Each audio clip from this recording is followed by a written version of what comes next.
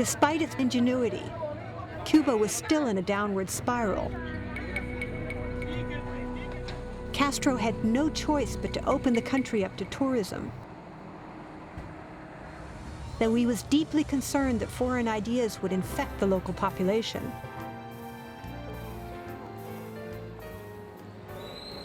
Nevertheless, the government started building fancy hotels. It also renovated Old Havana, restoring monasteries, theaters, and other tourist attractions.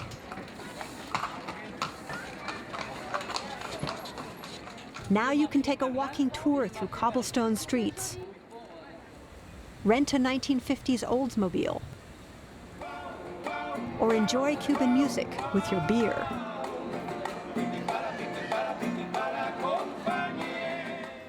You can even spend the night in a hotel that looks remarkably like the kind of society Castro tried to overthrow.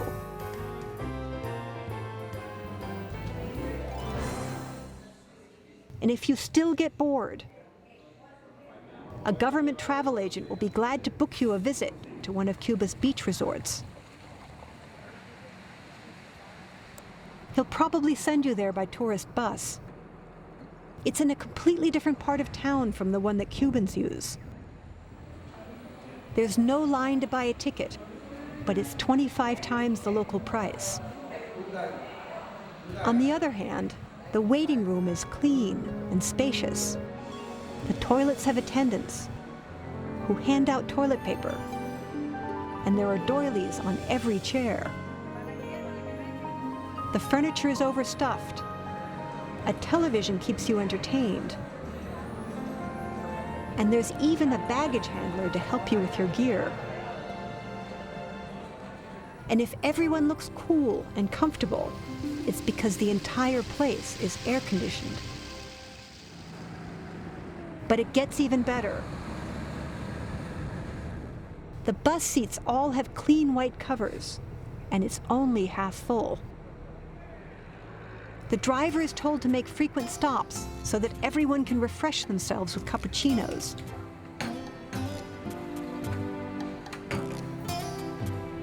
Or a bottle of water that costs more than the bartender earns all day.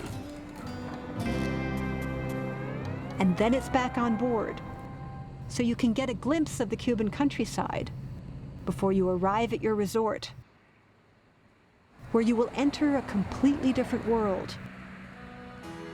There's no traffic, the cars are modern, and the sidewalks are extraordinarily clean. The police are everywhere, not to harass you, but to make sure everything's okay. You can shop for Western brands, and then dine on beef or lobster, which only foreigners are allowed to eat. You can also rent your own scooter, unless you happen to look Cuban. Locals are not welcome in resorts like Varadero.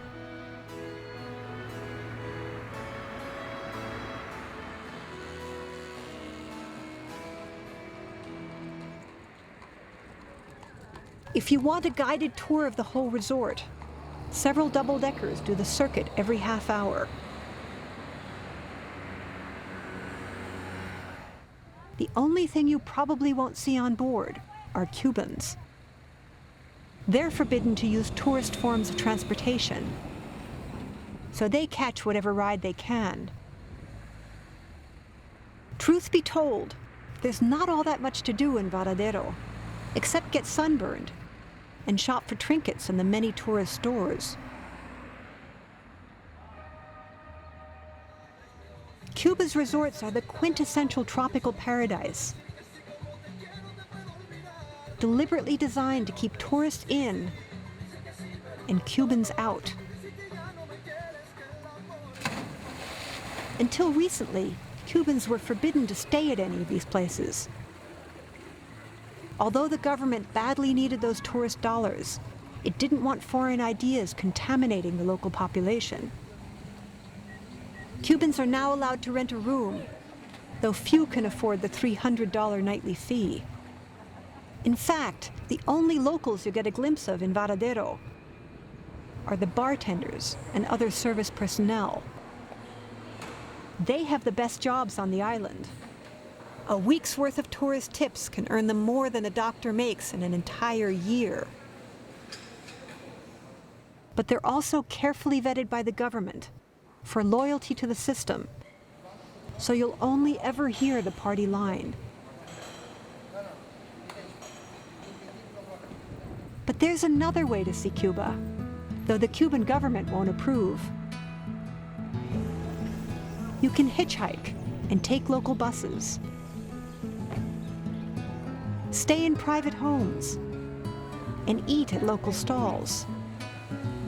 It's not nearly as comfortable or relaxing, but you'll get to meet a lot of Cubans.